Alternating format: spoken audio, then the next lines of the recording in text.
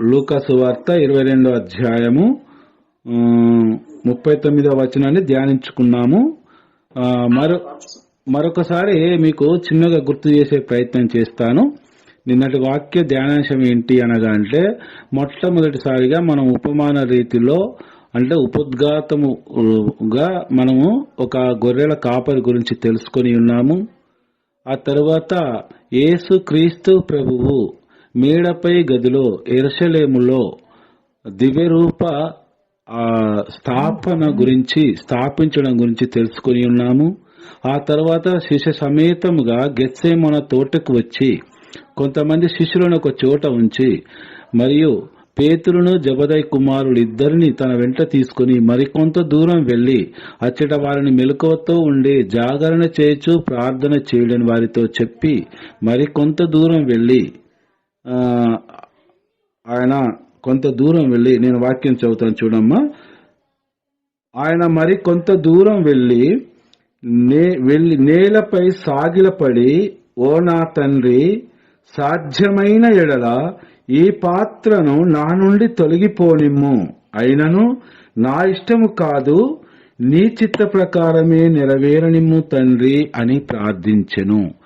మనం ఈ వాక్యాన్ని ధ్యానించుకుంటూ ఆ పాత్రలో ఆ దేవాది దేవుడు ఏం చూశాడు, ఎందుకు ఆ పాత్రను తొలగించమంటున్నాడు అని మనం నిన్న ధ్యానించుకొని ఉన్నాము.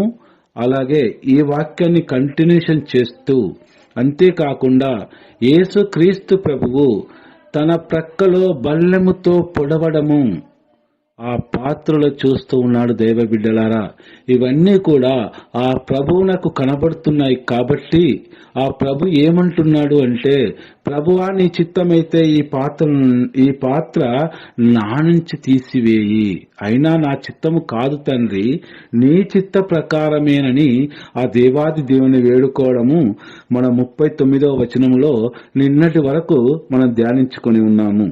అలాగే చదవమ్మా. 43వ వచనం చదువుతల్లి. లూకా సువార్త 22వ అధ్యాయంలో.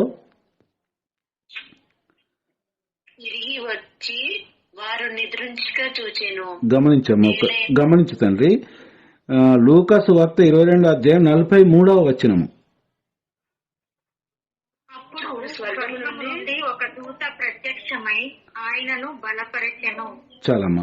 అప్పుడు యేసు క్రీస్తు ప్రభు ఈ విధంగా ఏదైతే సాగిలపడి ఆ దేవాది దేవుని ప్రార్థిస్తూ ఉన్నాడో, పరమండలము నుండి అనగా పరలోకము నుండి ఒక దూత ప్రత్యక్షమై ఆయనను బలపరచెను.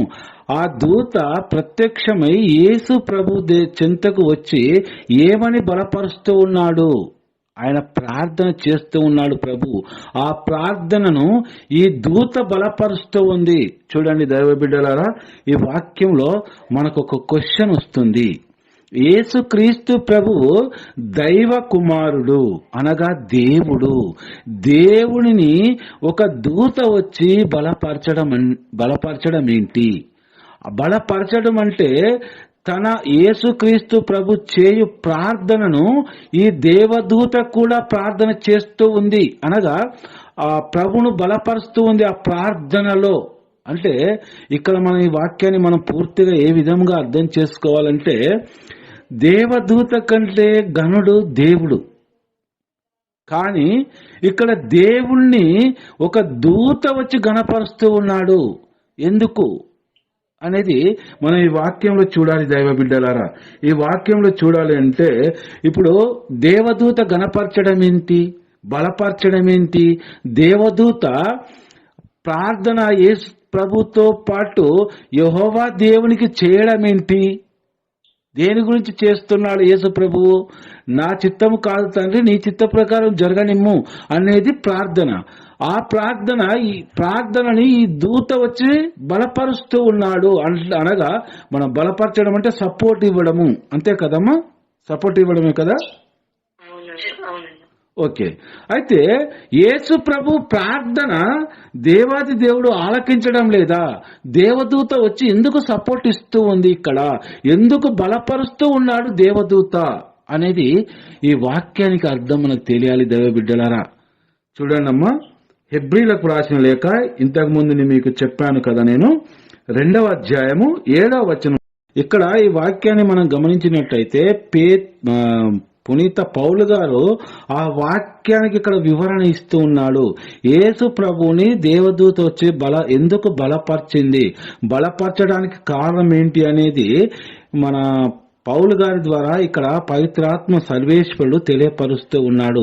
ఎందుకనగా ఆ రోజు కాలంలో కావచ్చు, నేటి కాలంలో కావచ్చు, బైబిల్ పరిజ్ఞానం లేని వారు కావచ్చు, లేదా మతోన్మాదులు కావచ్చు, ఒక దేవదూత వచ్చి దైవ కుమారుడు అంటే దేవుని బలపరచడం ఏంటి అంటే దేవుడికి శక్తి లేదా అనేది ఈ యొక్క క్వశ్చన్ ఆ కాలంలో కూడా రేజ్ అయి ఉంటుందేమోనని, ఈ కాలంలో కూడా బైబిల్ పరిజ్ఞానం లేని వాళ్ళు ఎవరైతే దీన్ని వేరే విధంగా అపార్థం చేసుకుంటారేమోనని పునీత పౌలు గారి ద్వారా పవిత్రాత్మ దేవుడు వ్రాయిస్తున్న వాక్యాలు దేవుని బిడ్డలారా. ఇవి కొద్ది కాలము క్రితమే అతనిని దేవదూతల కంటే తక్కువగా చేస్తివి అంటే కొద్ది కాలము అనగా దీనికి అర్థం ఏంటి అంటే గెత్సేమన తోట నుంచి మొదలుకొని యేసు క్రీస్తు ప్రభువు సమాధి చేయబడే వరకు ఈ సమయకాలం ఎంతైతే ఉంటుందో అంతకాలము కొద్ది కాలము ఆ కాలము వరకే దేవదూతల కంటే తక్కువ చేసితివి. అర్థమవుతున్నాయి అమ్మా పౌలు గారి మాటలు ఇక్కడ మనకి అమ్మా? ఓకే. ఇప్పుడు మనకి ఎందుకంటే అక్కడ దేవదూత వచ్చి యేసు ప్రభుని ప్రార్థన చేయుచుండగా బలపరచడానికి కారణం ఏంటో మనం ఇక్కడ తెలుసుకోవాలంటే హెబ్రీయులకు రాసిన లేఖలో పౌలు గారు క్లియర్ గా తెలియపరుస్తూ ఉన్నాడు.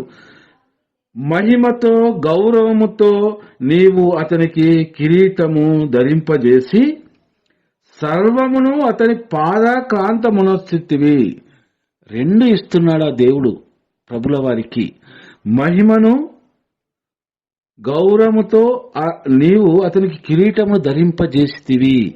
ఏం కిరీటం అది? యేసు ప్రభుకు ధరింపజేసిన కిరీటం ఏంటి అనగా సర్వ మానవాళి పాపాలకు పరిహారముగా బలి కాబోతున్న దైవ కుమారుడి శిరస్సు మీద ఏ కిరీటం ఉంది దైవ బిడ్డలారా? చెప్పండి ఒకసారి. ముళ్ళ కిరీటము. అది ప్రతి ఒక్కరి బాధలకు గాను మహిమతో గౌరవముతో నీవు అతనికి కిరీటము ధరింపజేసితివి అనగా వజ్రాల కిరీటము బంగారు కిరీటం అది కాదు. యేసు ప్రభు శిలువపై వేలాడుతూ ఉన్నప్పుడు మనం చర్చిలో కావచ్చు, మన గృహాలలో కావచ్చు, ఆ ఇమేజ్ ని చూసినప్పుడు మనకు ఆ కిరీటం గుర్తుకు రావాలి దైవ బిడ్డలారా. ఆ కిరీటము మానవుని పాప పరిహారార్థమై తాను ధరించుకున్న కిరీటము.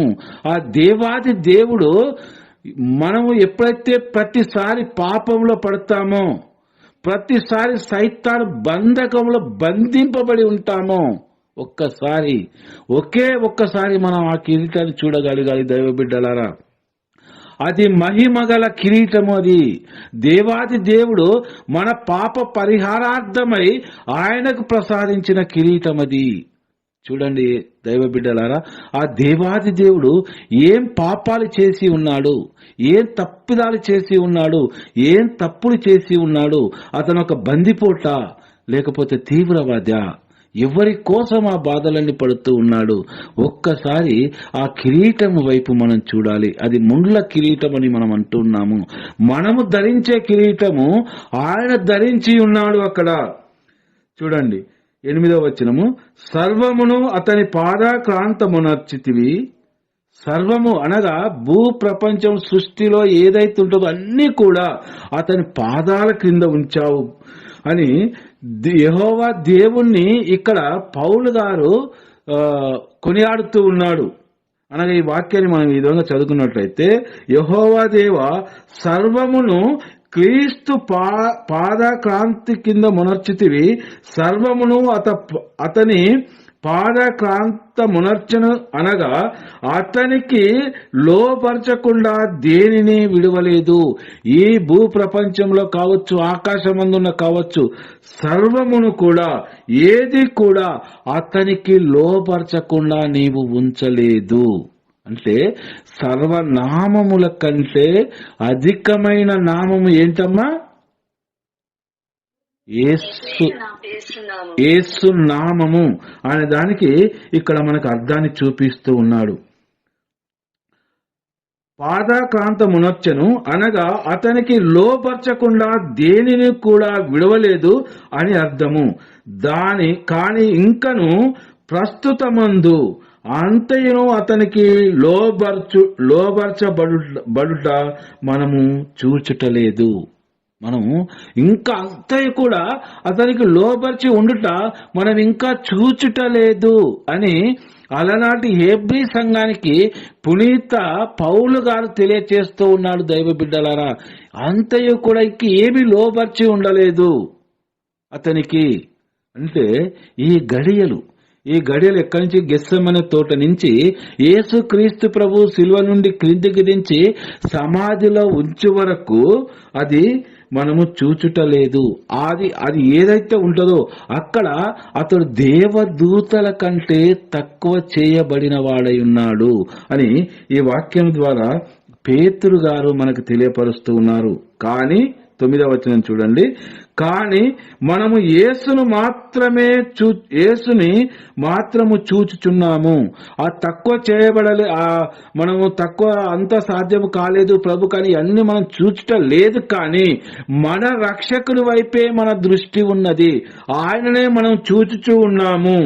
దైవానుగ్రహం వలన మానవులందరి కొరకై తాను మరణించినట్లు కొద్ది కాలం వరకు ఆయన దేవదూతల కంటే తక్కువ చేయబడెను. ఇక్కడ మనం ఈ వాక్యాన్ని గమనిస్తే దైవానుగ్రహం వల్ల మానవులందరి కొరకంటే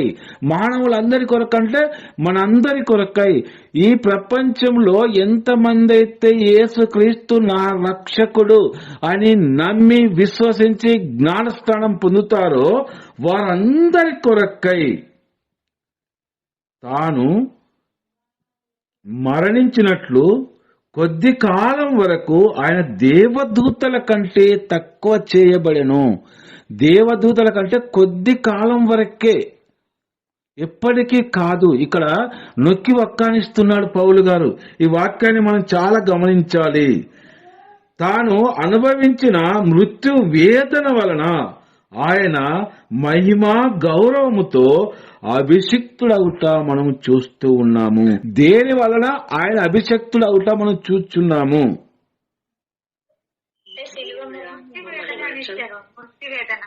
తాను అనుభవించిన మృత్యు వేదన వలన. మృత్యు వేదన అంటే, మృత్యు అంటే ఎవరు? సాతానుతో యుద్ధము చేస్తూ ఉన్నాడు. సాతాను పైన విజయాన్ని సాధిస్తూ ఉన్నాడు. అది ఎలాంటి విజయము అంటే మనందరిని కూడా పాపాల నుండి విముక్తులను చేసే యుద్ధము. తన రక్తముతో మనలను శుద్ధి చేయు యుద్ధము. తన రక్తముతో మనలను వెలనిచ్చుకొను సాతానుతో చేయు యుద్ధము.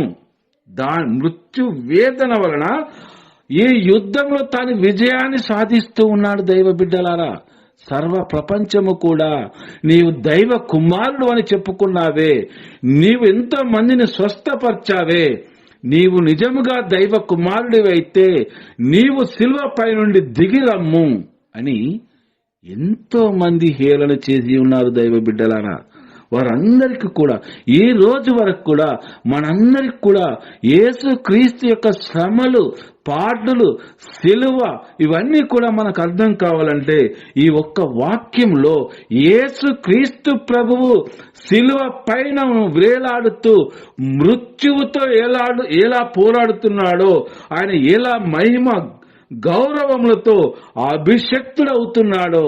దైవ బిడ్డలారా, ఒక్కసారి మీరందరూ కూడా యేసు క్రీస్తు సిలువ వైపు చూడండి. దైవ బిడ్డలారా, 10వ వచనము.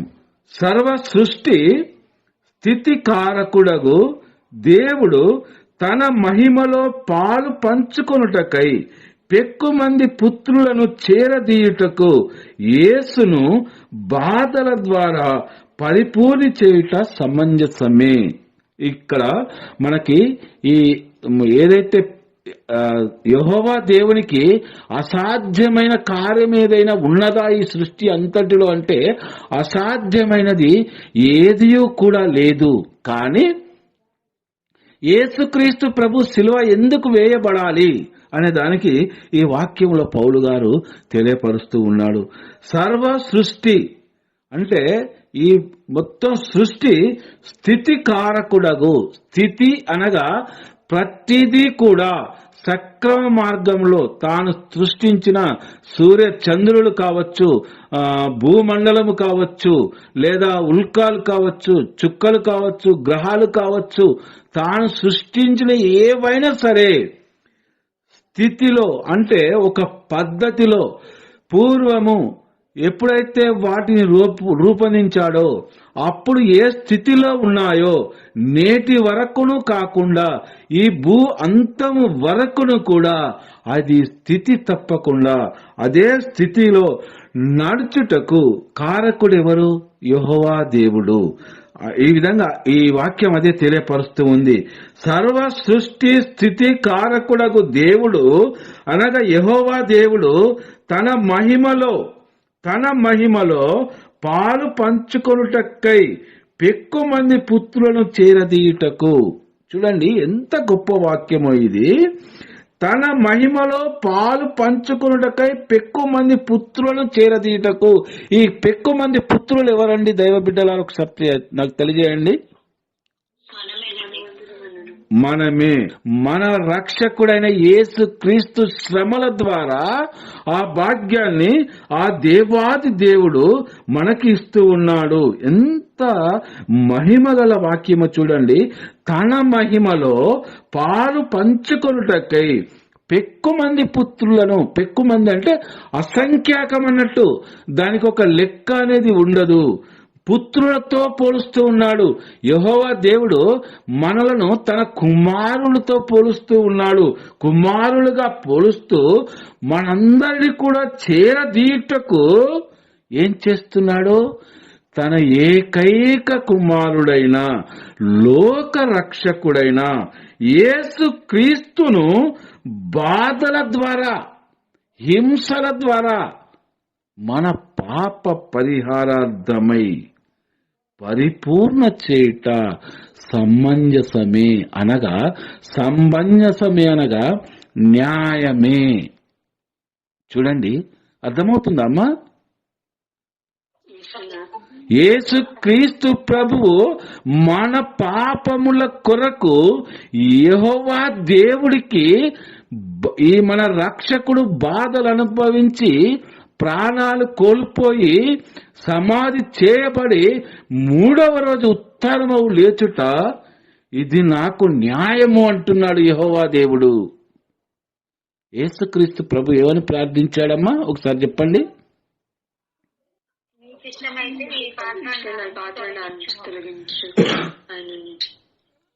అయినా నా చిత్తము కాదు తండ్రి, నీ చిత్త ప్రకారం నెరవేర్చు.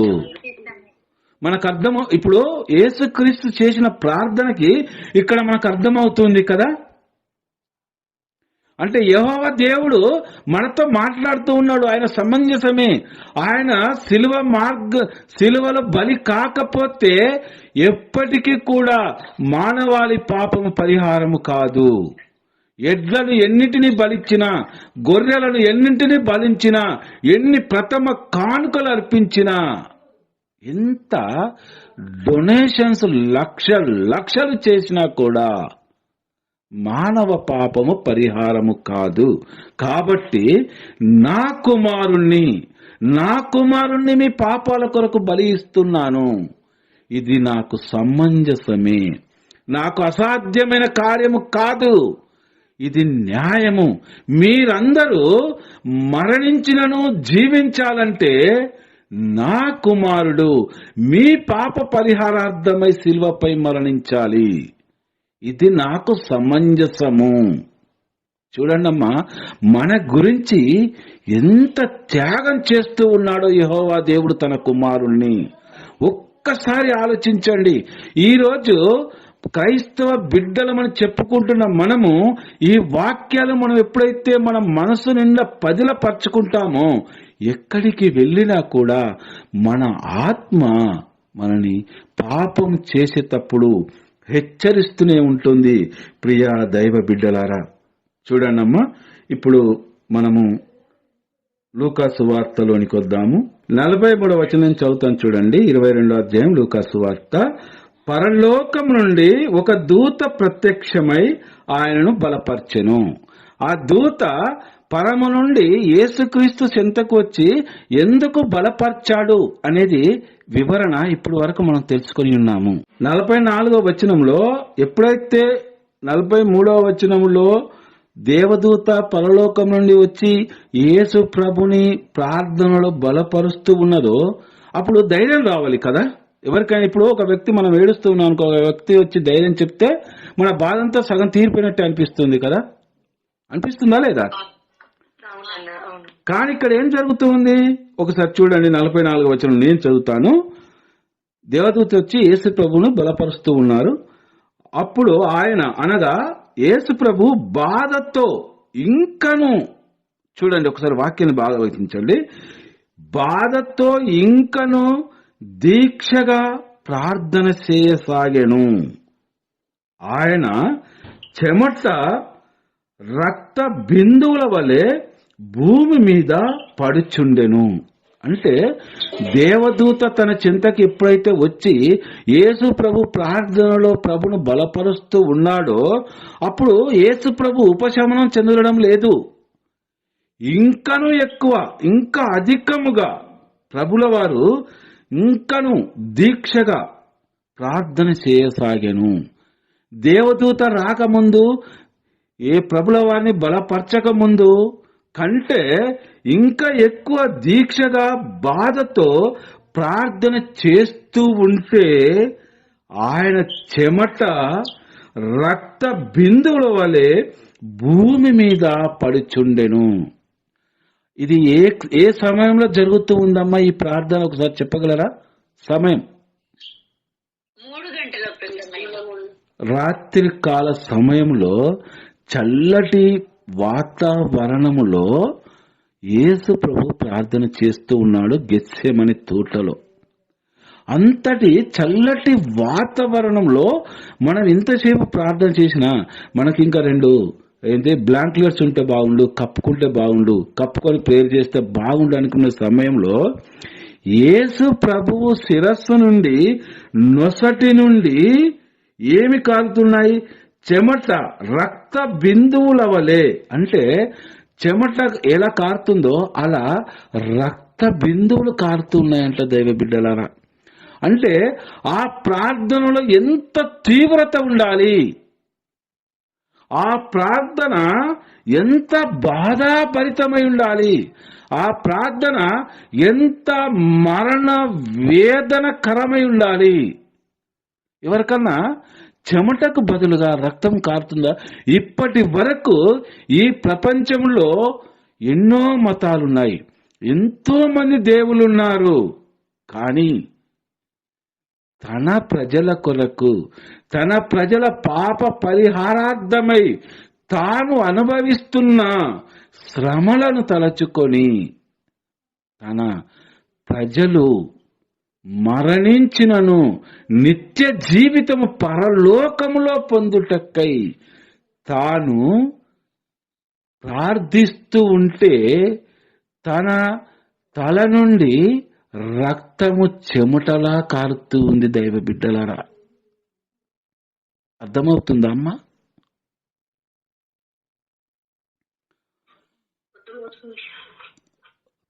ఈ ప్రార్థన మనం ఒక్కసారి మనము ప్రార్థించేటప్పుడు, ఆ దేవాది దేవుని సన్నిధిలో మోకరిల్లి ప్రార్థించేటప్పుడు ఈ ప్రార్థన మన కళ్ళు మూసుకున్నప్పుడు ఆ ప్రభు ప్రార్థన ఏ విధంగా చేస్తున్నాడో మన ఆధ్యాత్మిక నేత్రాలతో చూడగలగాలి దైవ బిడ్డలారా.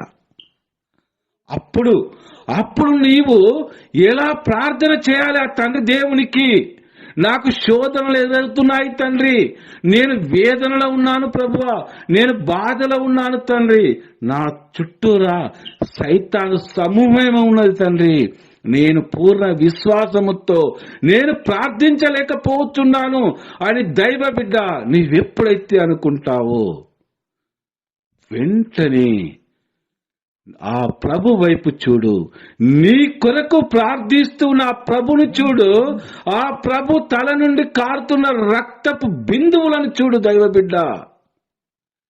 అప్పుడు నీవు చేసే ప్రార్థన ప్రభు చేసే ప్రార్థన ఏంటో నీకు తెలుస్తూ ఉంది. ఎప్పుడైతే నీ కళ్ళు మూసుకొని ఆ దేవాది దేవుణ్ణి నీ మనస్ఫూర్తిగా నీ హృదయంలోనికి ఆస్వాదిస్తావో నీ చుట్టూరా ఉన్న సాతాను సమూహము పంచలమవుతుంది దైవ బిడ్డలారా. అప్పుడు నువ్వు ఏక మనస్కురాలువై పూర్ణాత్మతో ఆ దేవాది దేవుని నీవు ప్రార్థించగలుగుతావు. ప్రియ సహోదరి సహోదరులారా, ఆ దేవాది దేవుడు చేసిన ప్రార్థన మనం ఎప్పుడైతే మోకరిల్లుతామో దేవాది దేవుని సన్నిధిలో, ప్రభువా నీవు నా కొరకు నా పాప పరిహారార్థమై నేను మరణించినను తిరిగి జీవించుటకు నన్ను పరలోక వాసిని చేయుటకు తండ్రి, నీవు చేసిన ప్రార్థన నీ నొద్దిటి నుండి రక్తము చెమట బిందుల వలె కారడము నేను నా మనోనేత్రములతో ఇప్పుడు నీ సన్నిధిలో నేను చూడగలుగుతున్నాను తండ్రి అని ప్రార్థన చేయి దైవ బిడ్డ. నీవా దేవాది దేవుని సన్నిధిలో నీకెంతో ప్రశాంతత లభిస్తుంది. ఆ దేవాది దేవుడే నిన్ను బలపరచడం జరుగుతూ ఉంది. అలనాడు గెత్సేమనే తోటలో పరలోకం నుండి దేవదూత వచ్చి యేసు ప్రభుని ఏ విధముగా బలపరిచినదో, ఎప్పుడైతే నువ్వు ఆ చెమట రక్త బిందువులని నీవు ఆధ్యాత్మిక నేత్రాలతో నువ్వు చూడగలుగుతావు, సాక్షాత్తు దైవ కుమారుడైన యేసు క్రీస్తు ప్రభువే నీ చెంత చేరి నీ ప్రార్థనలో నిన్ను బలపరచడం జరుగుతూ ఉంది దైవ బిడ్డ. ఒక్కసారి ఆలోచించు.